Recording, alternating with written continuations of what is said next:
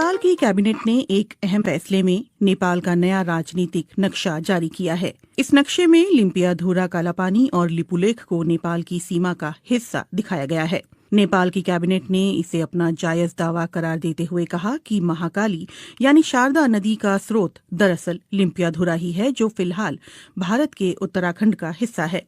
भारत इससे इनकार करता रहा है। नेपाल की कैबिनेट का फैसला भारत की ओर से लिपुलेख इलाके में सीमा सड़क के उद्घाटन के 10 दिनों बाद आया है। लिपुलेख से होकर ही तिब्बत चीन के मानसरोवर जाने का रास्ता है। इस सड़क के बनाए जाने के बाद नेपाल ने कड़े शब्दों में भारत के कदम का विरोध किया था। भारत के कदम का विरोध काठमांडू में नेपाल की संसद से लेकर काठमांडू की सड़कों तक दिखा। दरअसल 6 महीने पहले भारत ने अपना नया राजनीतिक नक्शा जारी किया था, जिसमें जम्मू और कश्मीर राज्य को 2 केंद्र शासित प्रदेशों जम्मू कश्मीर और लद्दाख के रूप में दिखाया गया था। इस नक्शे में लिम्पियाधुरा कालापानी और लिपुलेख को भारत का हिस्सा बताया गया था। नेपाल इन इलाकों पर लंबे समय से अपना दावा जताता रहा है। नेपाल के कृषि और सहकारिता मामलों के मंत्री घनश्याम भूसाल ने कांतिपुर टेलीविजन से कहा, ये नई शुरुआत है, लेकिन ये नई बात नहीं है। हम हमेशा से ये कहते आए हैं कि महाकाली नदी के पूरब का हिस्सा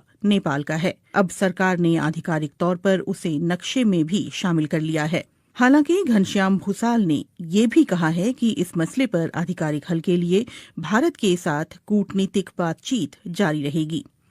माना जा रहा है कि दोनों देशों के बीच विदेश सचिव स्तर की बातचीत कोविड-19 संकट के खत्म होने के बाद हो सकती है। सोमवार को हुए नेपाली कैबिनेट के फैसले के बाद माना जा रहा है कि नेपाल की सरकार अपने अधिकारियों और स्थानीय निकायों को सरकारी दफ्तरों में इस नए नक्शे के इस्तेमाल के लिए कहेगी। इस नक्शे को शैक्षणिक संस्थानों में भी पढ़ाया जाएगा और दूसरे साझेदारों के साथ शेयर किया जाएगा। कालापानी और गुंजी के रास्ते लिपुलेख तक नई सड़क के उद्घाटन के भारत के एक तरफा फैसले के बाद नेपाल ने कालापानी और लिपुलेख क्षेत्रों पर अपने पुराने दावों को फिर दोहराया और काठमांडू में भारत के राजदूत और भारतीय विदेश मंत्रालय को नेपाल की चिंताओं से अवगत कराया था। इससे पहले नेपाल ने कहा था कि भारत ने जिस सड़क का निर्माण उसकी जमीन पर किया है, वो जमीन भारत को लीज पर तो दी जा सकती है, लेकिन उस पर दावा नहीं छोड़ा जा सकता।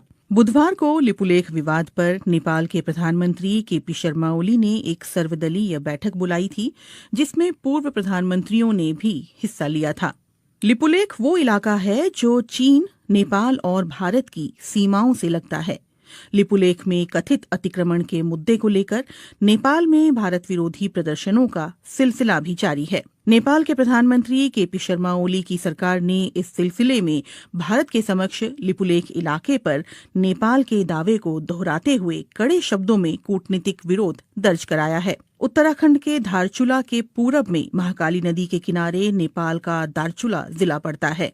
महाकाली नदी नेपाल भारत की सीमा के तौर पर भी काम करती है। नेपाल सरकार का कहना है कि भारत ने उसके लिपुलेख इलाके में 22 किलोमीटर लंबी सड़क का निर्माण किया है। नेपाल ने पहले भी साल 2019 के नवंबर में भारत के समक्ष अपना विरोध जताया था। साल 2015 में जब चीन और भारत के बीच व्यापार और वाणिज्य को बढ़ावा देने के लिए समझौता हुआ था, तब भी नेपाल ने दोनों देशों के समक्ष आधिकारिक रूप से अपना विरोध दर्ज कराया था। भारत चीन के बीच हुए समझौते को लेकर नेपाल ने पहले भी साल 2019 के नवंबर में भारत के समक्ष अपना विरोध जताया था। साल 2015 में जब चीन और भारत के बीच व्यापार और वाणिज्य को बढ़ावा देने के लिए समझौता हुआ था, तब भी नेपाल ने दोनों देशों के समक्ष आधिकारिक रूप से अपना विरोध दर्ज कराया था। नेपाल का कहना है कि इस समझौते के लिए ना तो भारत ने और ना ही चीन ने उसे भरोसे में लिया, जबकि प्रस्तावित सड़क उसके इलाके से होकर गुजरने वाली थी। इस सप्ताह जब काठमांडू में भारत विरोधी प्रदर्शन अपने चरम पर थे, तो नेपाल ने बुधवार को एक और बड़ा फैसला किया। उसने पहली बार महाकाली नदी से लगे सीमावर्ती इलाके में आर्म्ड पुलिस फोर्स एपीएफ की एक टीम भेजी है। कालापानी से लगे छांगरू गांव में एपीएफ ने एक सीमा चौकी स्थापित की है। एपीएफ का ढांचा भारत के सशस्त्र सीमा बल और भारत तिब्बत सीमा पुलिस की तरह ही है। साल 1816 में हुई सुगौली की संधि पर दस्तखत के 204 साल बाद नेपाल ने आखिरकार 3 देशों की सीमा से लगने वाले अपने इस इलाके की सुरक्षा के लिए कदम उठाया है। 2 साल तक चले ब्रिटेन नेपाल युद्ध के बाद सुगौली की संधि हुई थी, जिसके तहत महाकाली नदी के पश्चिमी इलाके की जीती हुई जमीन पर नेपाल को अपना कब्जा छोड़ना पड़ा था। कालापानी विवाद के बाद इस सप्ताह लिपुलेख को लेकर काठमांडू में हुए विरोध प्रदर्शन और भारत नेपाल के कूटनीतिक घमासान से एक बार फिर दोनों देशों के संबंधों में खटास आ गई है। हालांकि विवाद के कुछ एक मुद्दों को छोड़ दें तो दोनों देशों के संबंध हाल के समय में तकरीबन मधुर ही रहे हैं। इसी महीने प्रधानमंत्री नरेंद्र मोदी और केपी शर्मा ओली ने कोविड-19 की महामारी के खिलाफ एकजुट रहने की प्रतिबद्धता जताई थी, लेकिन लिपुलेख में भारत के सड़क बनाने की घटना ने कई नेपालियों को नाराज कर दिया है। यहां तक कि प्रधानमंत्री केपी शर्मा ओली को ये स्पष्ट करना पड़ा कि नेपाल अपनी जमीन का 1 इंच भी नहीं छोड़ेगा। ऐसे में सवाल उठता है कि अचानक पैदा हुए लिपुलेख विवाद के कारण क्या भारत नेपाल मैत्री खत्म हो जाएगी? महाकाली नदी के उद्गम वाला ये पहाड़ी इलाका नेपाल के लिए इतना महत्वपूर्ण क्यों है? और ये सवाल भी उतना ही मायने रखता है कि लिपुलेख भारत के लिए भी रणनीतिक दृष्टि से इतना अहम क्यों है? नेपाल भारत संबंधों पर कई भारतीय विश्लेषकों का कहना है कि सभ्यता, संस्कृति, इतिहास और भूगोल की दृष्टि से कोई भी 2 देश इतनी नजदीकी नहीं रखते हैं जितने कि भारत और नेपाल हैं। लेकिन 1800 किलोमीटर लंबी सीमा पर दोनों देशों के दरमियान कभी न खत्म होने वाले कई सीमा विवाद भी हैं। दोनों देशों की सरहद ज्यादातर खुली हुई और आड़ी तिरछी भी है। हालांकि अब सीमा पर चौकसी के लिए सुरक्षा बलों की तैनाती बढ़ी है। मुश्किल इस बात को लेकर ज्यादा है कि दोनों देशों की सीमाओं का निर्धारण पूरी तरह से नहीं हो पाया है। महाकाली यानी शारदा और गंडक यानी नारायणी जैसी नदियां दोनों इलाकों में सीमांकन तय करती हैं। वहां मॉनसून के दिनों में आने वाली बाढ़ से तस्वीर बदल जाती है। नदियों का रुख भी साल दर साल बदलता रहता है। कई जगहों पर तो सीमा तय करने वाले पुराने खंभे अभी भी खड़े हैं, लेकिन स्थानीय लोग भी उनकी कद्र नहीं करते। सामान्य परिस्थितियों में लोगों का एक देश से दूसरे देश आना जाना लगा रहता है। भारत और नेपाल के सर्वे अधिकारी और टेक्नीशियंस सालों की साझा कोशिश के बावजूद अभी तक कोई ऐसा नक्शा नहीं बना पाए हैं जिस पर दोनों देश सहमत हों। नेपाल के सर्वे विभाग के पूर्व महानिदेशक बुद्धिनारायण श्रेष्ठ की रिपोर्ट के मुताबिक साल 1850 और 1856 में भारत और नेपाली अधिकारियों ने मिलकर एक नक्शा तैयार किया था। बुद्धिनारायण श्रेष्ठ के मुताबिक महाकाली नदी लिम्पियाधुरा कालापानी से उत्तर पश्चिम में 16 किलोमीटर दूर से निकलती है और सुगौली की संधि में इस नदी को दोनों देशों की सरहद करार दिया गया था। इसलिए इससे साबित होता है कि कालापानी नेपाल का हिस्सा है। लेकिन भारत इन नक्शों को सबूत के तौर पर स्वीकार करने से इनकार करता है। भारतीय पक्ष का कहना है कि इसकी जगह 1875 के नक्शे पर विचार किया जाना चाहिए, जिसमें महाकाली नदी का उद्गम कालापानी के पूर्व में दिखलाया गया था। गौरतलब है कि 1875 के नक्शे पर नेपाल के दस्तखत नहीं हैं। काठमांडू में इस मामले पर जानकारी रखने वाले अधिकारियों का कहना है कि नेपाल और भारत की सीमा के निर्धारण का काम ज्यादातर पूरा कर लिया गया है। हालांकि नदी वाले इलाकों में ये काम पूरा नहीं हो पाया है। नेपाल की पश्चिमी सीमा पर महाकाली नदी और दक्षिणी सीमा पर गंडक नदी दोनों देशों की सीमा निर्धारण करती है, लेकिन यहाँ नक्शा तय करने का काम अभी भी अधूरा है।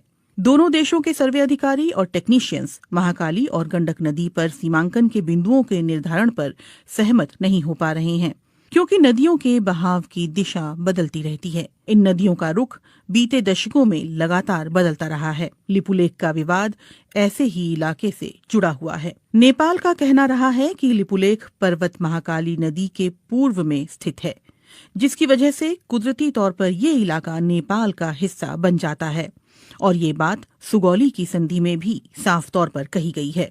एनसाइक्लोपीडिया ब्रिटानिका के अनुसार सुगौली की संधि से ब्रिटेन नेपाल युद्ध की औपचारिक तौर पर समाप्ति हुई थी। संधि की शर्तों के तहत नेपाल ने तराई के विवादास्पद इलाके और महाकाली नदी के पश्चिम में सतलुज नदी के किनारे तक जीती हुई जमीन पर अपना दावा छोड़ दिया था। अगर सुगौली की संधि ये स्पष्ट रूप से कहती है कि महाकाली नदी का पूर्व का इलाका नेपाल का है, तो फिर समस्या कहाँ है? नेपाली इतिहासकारों और सर्वे अधिकारियों का कहना है कि दोनों देशों के बीच गलतफहमी इस बात को लेकर है कि महाकाली नदी का उद्गम स्थल कहाँ है और विवाद की जड़ यही है। इसीलिए सवाल उठता है कि महाकाली नदी कहाँ से निकलती है, लिम्पियाधुरा की पहाड़ियों से या फिर लिपुलेख से।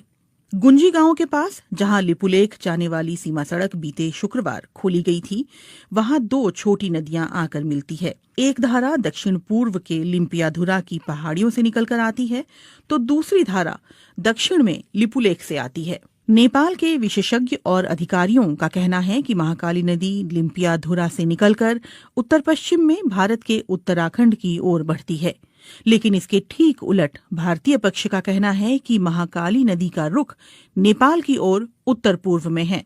उनका कहना है कि लिपुलेख से निकलने वाली जलधारा ही दरअसल महाकाली नदी का स्रोत है और इसी से दोनों पड़ोसी देशों की सीमाओं का निर्धारण होता है। 8 मई को लिपुलेख के लिए सड़क मार्ग खोले जाने के बाद आई नेपाल की कड़ी प्रतिक्रिया पर भारत ने इस फैसले का बचाव करते हुए कहा कि किसी भी नेपाली क्षेत्र का अतिक्रमण नहीं किया गया है और ये सीमा सड़क कैलाश मानसरोवर की पारंपरिक धार्मिक यात्रा के रूट पर ही बनाई गई है। लेकिन नेपाली इतिहासकारों, अधिकारियों और जहां से भारत ने 8 मई को लिपुलेख जाने वाली सड़क का रास्ता खोला है, यानी गुंजी गांव के लोगों का ये कहना है कि नेपाली पक्ष के पास इस बात को लेकर पर्याप्त सबूत हैं कि सुगौली की संधि के अनुसार लिपुलेख और उस इलाके के कई गांव नेपाली क्षेत्र में आते हैं। विवाद दूसरे इलाकों को लेकर भी है। नेपाल की सरकार लगातार इस बात पर जोर देती रही है कि लिपुलेख और गुंजी गांव के अलावा भारत ने महाकाली नदी के उत्तर में उससे लगे कई इलाकों पर भी अपना कब्जा कर रखा है, जिसमें कालापानी भी शामिल है। कालापानी में भारत चीन युद्ध के दौरान 1950 में आईटीबीपी ने अपनी चौकी स्थापित की थी। इसके अलावा सुदूर पश्चिम में स्थित लिम्पियाधुरा को लेकर भी दोनों देशों के बीच विवाद है। वहीं नेपाल की राष्ट्रीय राजनीति में 3 दशक से भी ज्यादा समय से महाकाली कालापानी का मुद्दा उठता रहा है। नेपाल के सर्वे विभाग के अधिकारियों का कहना है कि लिपुलेख और कालापानी हिमालय क्षेत्र के सुदूर इलाके हैं जहां पहुंचना बहुत मुश्किल है और वहां कोई इंसानी आबादी नहीं रहती। यही वजह है कि नेपाल ने वहां सीमा सुरक्षा चौकी स्थापित नहीं की। अधिकारी ये भी कहते हैं कि सुगौली की संधि के अलावा नेपाल के पास और भी सबूत हैं, जिनमें संधि पर दस्तखत से पहले ब्रितानी अधिकारियों को लिखी चिट्ठी और उस दौर के दस्तावेज शामिल हैं। नेपाल कालापानी और गुंजी के स्थानीय लोगों की मालगुजारी रसीद और नेपाली मतदाता होने का पहचान पत्र भी सबूत के तौर पर दिखा रहा है। इसके अलावा साल 1908 में मानसरोवर की यात्रा करने वाले भारतीय संत योगी भगवान श्रीहंस और 30 और 40 के दशक में वहां जाने वाले स्वामी प्रणवानंद ने भी अपने यात्रा संस्मरणों में लिपुलेख के दक्षिण में छांगरू गांव में नेपाली सुरक्षा कर्मियों की मौजूदगी के बारे में विस्तार से लिखा है। कई नेपाली अधिकारियों और पत्रकारों ने बीते दशकों में कालापानी की यात्रा के बाद वहां के स्थानीय लोगों के पास मौजूद उनके नेपाली दस्तावेज इकट्ठा किए हैं। इनमें लिपुलेख से लगे गुंजी गांव और कालापानी के आसपास के गांव भी शामिल हैं।